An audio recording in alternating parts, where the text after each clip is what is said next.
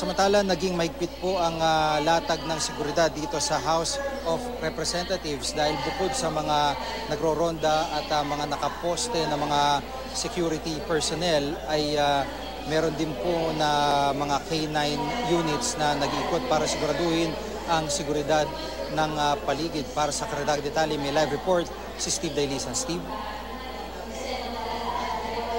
Sa mga sandaling ito, no, itong gate sa mismong South Gate, yung entrada ay nakasara ngayon habang nagbibigay ng deliver nitong si Pangulong Aquino yung kanyang State of the Nation address. Sa mga sandaling ito, hindi gaya kanina, yung mga dati ay yung kanina ay clear ng mga sasakyan itong portion ng Batasan Road, pero sa ngayon lahat ng mga sasakyan ay nakaparada na dun sa magkabilang gilid at inaantabayanan nga yung pagtatapos naman ng sona ng Pangulo dahil dito rin dadaan yung karamihan sa mga VIPs at yung mga diplomat at yung mga kongresista dito naman sa South Gate. Bukod dito sa portion na ito ng sa labas ng Batasan Pambansa ay binabantayan din yung bahagi ng GTEX kasi kung matatandaan mo, Jiggy, nitong mga nagdaang sona ay merong mga ralista na nagpumilit na dumaan doon sa bahagi ng GTEX Road. Kanina, Jiggy, ay may mga dineploy din ng mga tauhan naman ng MMDA. Kasama nila yung napakaraming mga pulis sa portion naman ng Batasan at San Mateo Road. Isa rin kasi yan sa entry points patungo dito sa Batasan Pambansa.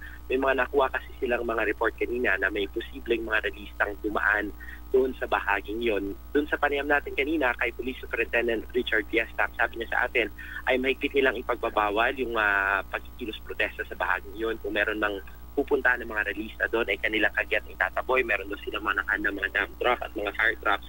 At pakikiusapan doon nila, Jiggy, yung mga magkikilos protesta na tumungo na lamang sa Commonwealth Avenue kung saan yung itinalaga na lugar para sila makapagkilos protesta. Sa mga sandaling ito, Jiggy, ay tahimik naman itong paligid ng Batasan Complex. Maraming mga sasakyan na yung dumadaan sa ngayon dito at hindi naman ito sarado dun sa mga motorista. Gayunman, asahan ng mga dadaan dito yung mahigpit pa rin na seguridad na ipinatutupad at syempre dapat nilang asahan maya-maya lamang pagkatapos ng SONA ay posibleng bumigat ang daloy ng trapiko dito dahil gaya nga ng ating nabanggit, dito rin magdadaanan yung karamihan sa mga sasakyan papalabas ng Batasan Complex. G.